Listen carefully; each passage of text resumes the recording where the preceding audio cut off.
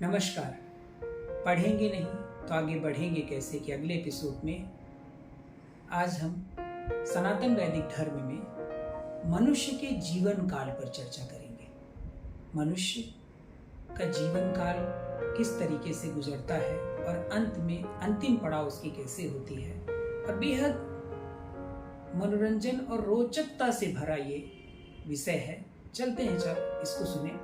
भगवान ने पहले गधे को बनाया और कहा, तुम गधे होगे, तुम सुबह से शाम तक बिना थके काम करोगे, तुम घास खाओगे और तुम्हारे पास अक्ल नहीं होगी और तुम 50 साल जियोगे।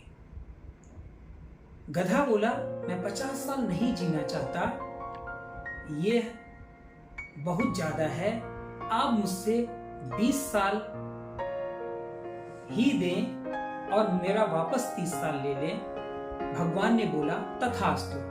भगवान ने फिर से अब कुत्ते को बनाया और कहा, तुम कुत्ते हो, तुम घर के आसपास रखवाली करोगे और तुम आदमी के दोस्त होगे, तुम वह खाओगे जो तुमको आदमी देगा, तुम 30 वर्ष जियोगे।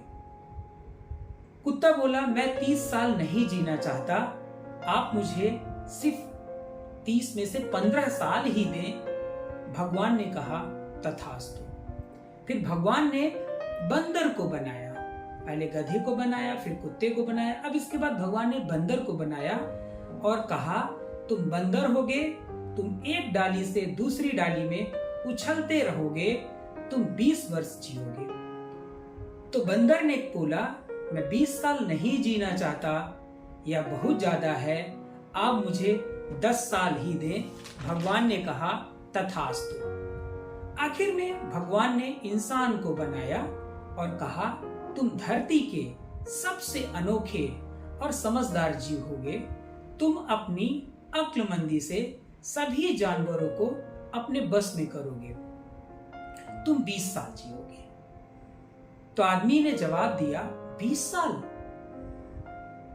तो बहुत कम है, आप मुझे 30 साल दें जो गधे ने मना कर दिया था, 15 साल जो कुत्ते ने नहीं लिया था उसको दे दें, और 10 साल जो बंदर ने नहीं लिया था अब मुझे वह भी दे दें। भगवान ने कहा, तथास्तु। और तीनों जानवरों के साल 30 साल, 15 साल और 10 साल जो कि आदमी ने जो कि इन जानवरों ने मना कर दिया था, लेकिन आदमी ने इन तीनों जानवरों का ले लिया उम्र।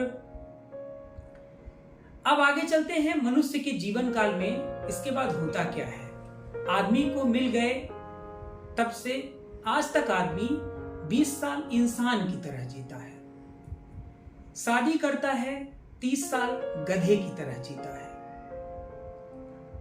और ऊपर सारा बोझ लेकर उठाता है। फिर उसके बच्चे जब बड़े होते हैं तो 15 साल कुत्ते की तरह जीता है, घर की रखवाली करता है।